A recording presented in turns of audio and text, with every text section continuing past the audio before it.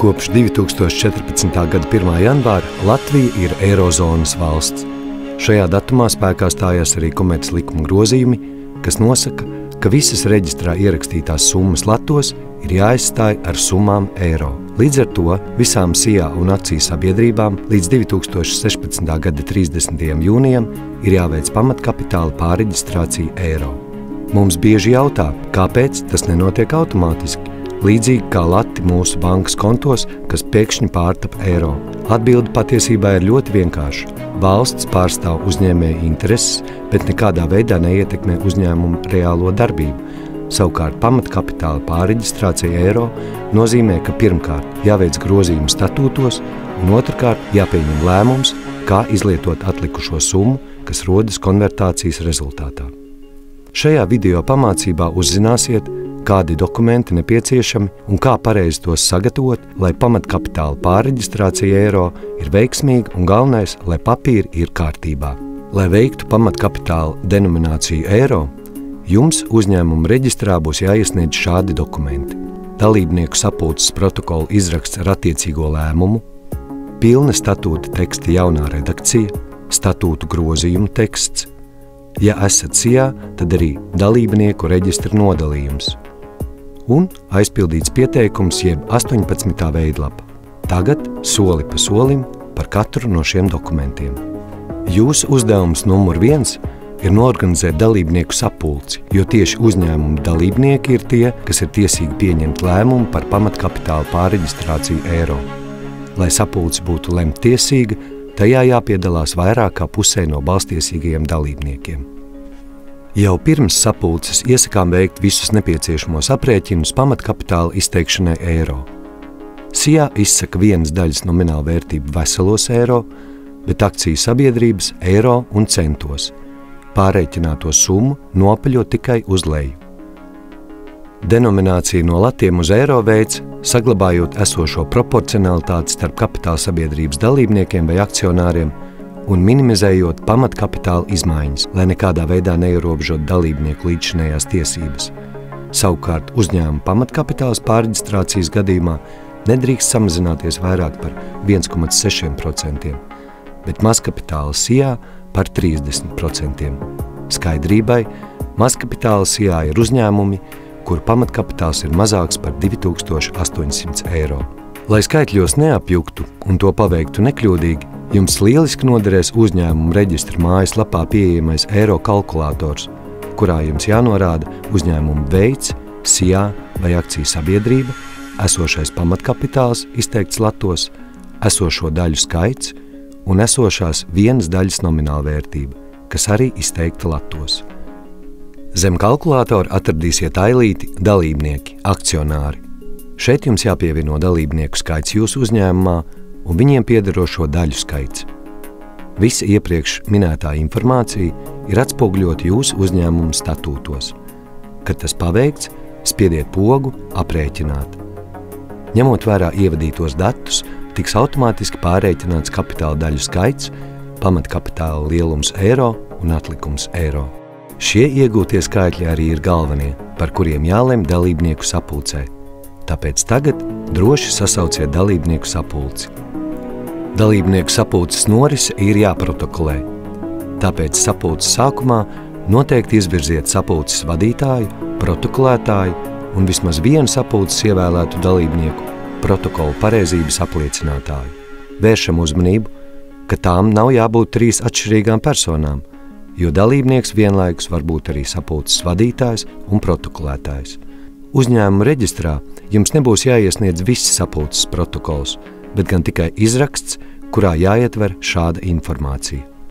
Uzņēmuma nosaukums, reģistrācijas numurs, sapulces norises vieta un datums.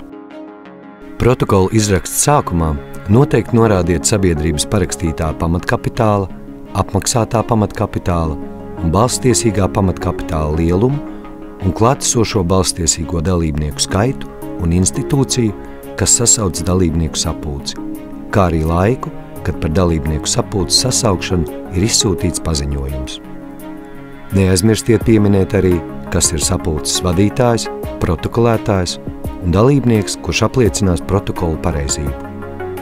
Neiztrūkstošs elements ir arī dienas kārtības jautājums. Šajā gadījumā rakstiet, ka tā ir jūsu uzņēmuma pamatkapitāla denominācija eiro valūtā. Un, protams, lēmums, kurā norādiet, kā mainījies pamatkapitāla lielums pēc denominācijas, vienas kapitāla daļas nomināla vērtība un skaits, kāds konvertācijas rezultātā izveidojies atlikums un kur to izmantosiet.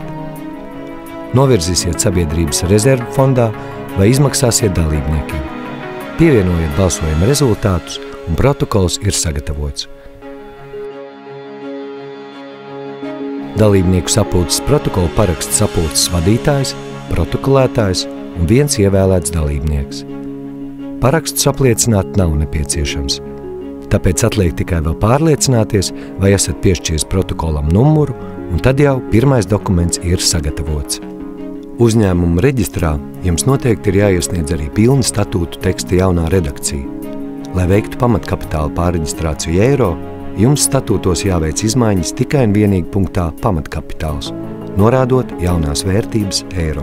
Ja gadījumā statūtos pie citiem punktiem minētas summas latos, arī tās izsakiet eiro, neveicot citas izmaiņas.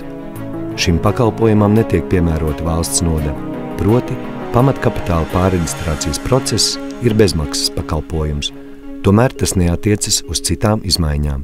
Protams, ja vēlaties veikt statūtos papildus izmaiņas, dariet to, taču ņemiet vērā, ka šo izmaiņu reģistrēšana būs jāapmaksā saskaņā ar noteiktajām valsts nodevām un jāapliecina paraksti.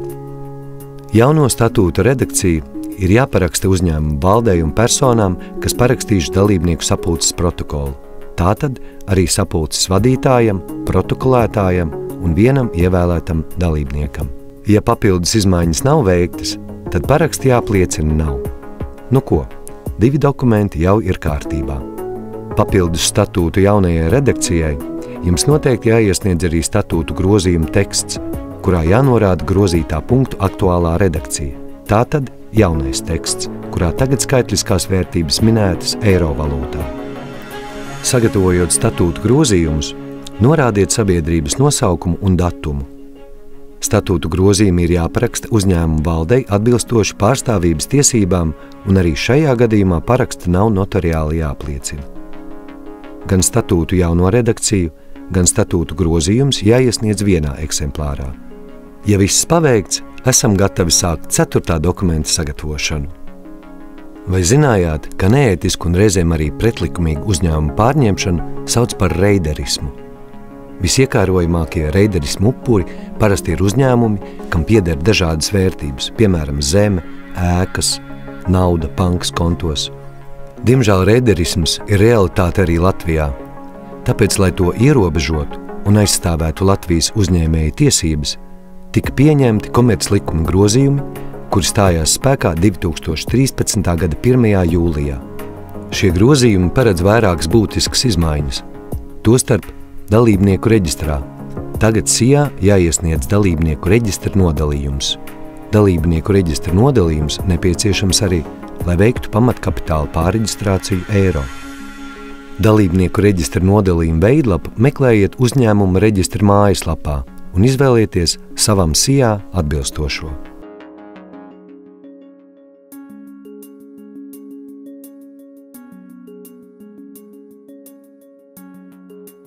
Lai aizpildītu dalībnieku reģistra nodalījumu, izmantojiet grozītos statūtus, kuros iekļauta informācija par pamatkapitāla konvertāciju eiro.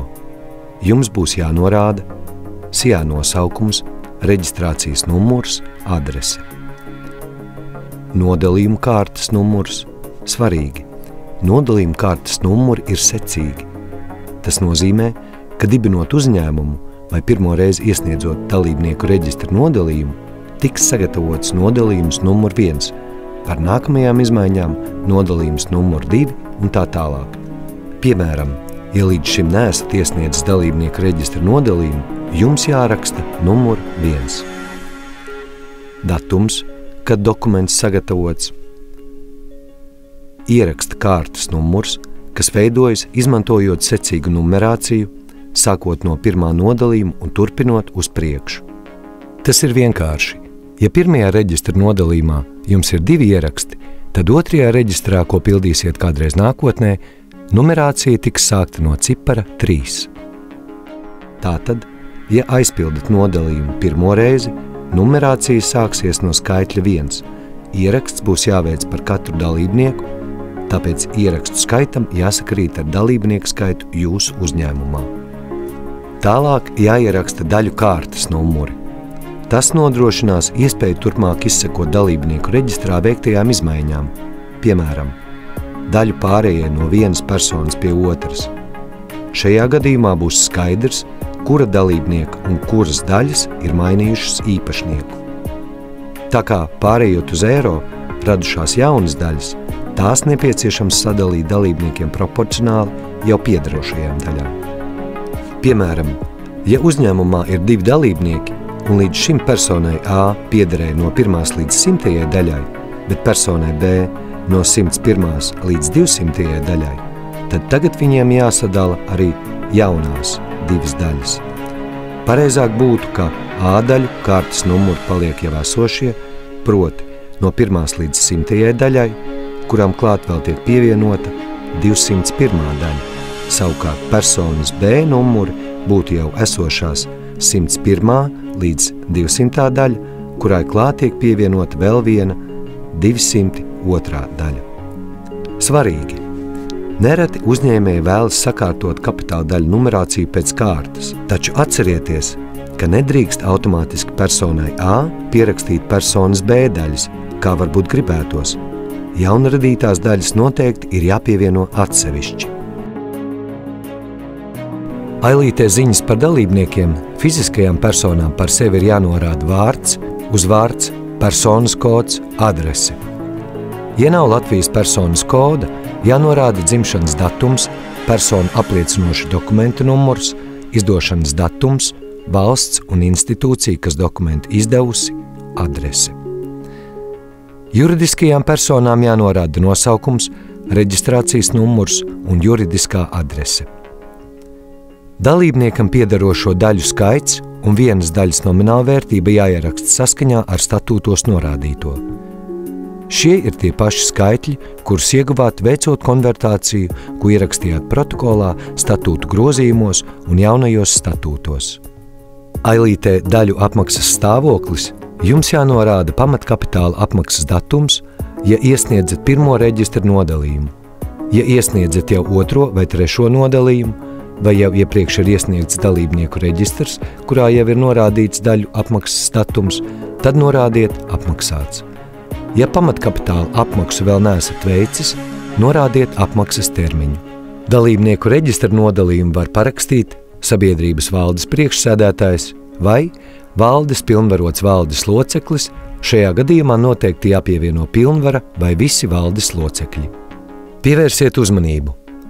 Ja iesniegtais dalībnieku reģistra nodalījums ir jūsu pārstāvētās sabiedrības 1. dalībnieku reģistra nodalījums, ko iesniedzāt uzņēmumu reģistrā, paraksti uz šī dokumenta jāapstiprina notariāli. Ja tas nav 1., tad paraksti jāapliecina nav. Bet ņemiet vērā, tas attiecas tikai uz gadījumiem, kad tiek veikta pamatkapitāla pārreģistrācija eiro. Par dalībnieku reģistra nodalījuma iesniegšanu nav jāmaksā, taču jārēķinās ir ar samaksu par parakstu apliecināšanu uz dalībnieku reģistra nodalījumu. Jūs varat izvēlēties vienu no 3 parakstu apliecināšanas variantiem – pie zvērināta notāra, pie uzņēmuma reģistra valsts notāra vai sastādot dokumentu elektroniski un parakstot ar drošu elektronisko parakstu. Kā pēdējais, bet ne mazāk svarīgais dokuments ir pieteikums izmaiņām jeb 18. veidlapa, kuru varat atrast uzņēmuma reģistra mājaslapā. Starp citu, tur pieejams arī veidlapas aizpildīšanas paraugs, kas arī var lieti noderēt. Atverot veidlapu, iespējams modīsies satraukums, tomēr mieru, tikai mieru. Šī veidlapa tiek iesniegta ļoti daudz un dažādu izmaiņu gadījumos, tāpēc, lai veiktu pamatkapitāla pārreģistrāciju eiro, jums būs jāaizpilda vien daži veidlapas punkti. Norādiet veidlapas aizpildīšanas datumu un vietu. Ja veidlapa aizpildāta rokrakstā, burtiem jābūt skaidri salasāmiem un vēlams drukātiem. norādiet savu uzņēmuma reģistrācijas numuru un nosaukumu. Pie punkta numuru 2 par grozījumu būtību jums jāatzīmē 3 no piedāvātajiem variantiem. Izmaiņas statūtos, izmaiņas dalībnieku reģistrā, šo atzīmē tikai SIA, pamatkapitāla izmaiņas pārējai uz eiro. Kad tas paveikts, dodieties pie punkta 3.8.1. Un jā, lapas, kas palika neaizpildītas, tieši tā tam arī jābūt. 3.8.1 punktā jums jānorāda kopējais pamatkapitāla lielums un vienas daļas nomināla vērtība, izteikti eiro. Šiem skaitļiem jāsakrīt ar skaitļiem, ko minējāt jau protokolā, statūtos un statūtu grozījumos. Parakstītā un apmaksātā pamatkapitāla summas atšķirsies vien gadījumā, ja daļu no pamatkapitāla neesat vēl apmaksājis. Nākamais punkts ir punkts numur 5. Šeit jums jānorāda visi papildus iesniedzamie dokumenti, un tie ir 4. Pirmais – dalībnieku sapulces protokola izraksts. 2. – pilna statūta teksta jaunā redakcija, vienā eksemplārā, miniet arī kopējo lapu skaitu. 3. – statūtu grozījumu teksts, vienā eksemplārā, norādiet arī kopējo lapu skaitu. 4. Dalībnieku reģistra nodalījums vienā eksemplārā, arī šeit norādiet kopējo lapu skaitu. Un tagad vēl tikai 6. punkts – paraksti. Veidlapu paraksta valde, ievērojot pārstāvības tiesības. Apsveicam! Dokumenti sagatavoti, atliek vien tos iesniegt. Izvēlieties sev ērtāko veidu. Dodieties uz kādu no 9 uzņēmuma reģistra klientu reģionālajām nodaļām pēc piekritības. Sūtiet dokumentus ar pasta starpniecību, iesniedziet dokumentus elektroniski portālā www.latvija.lv vai sūtiet tos parakstītus ar drošu elektronisko parakstu uz e-pasta adresi info@ur.gov.lv. Papildus informāciju noteikti atradīsiet mūsu mājaslapā www.sakārtopapīrus.ur.gov.lv. Uzņēmēji, sakārto papīrus jau šodien!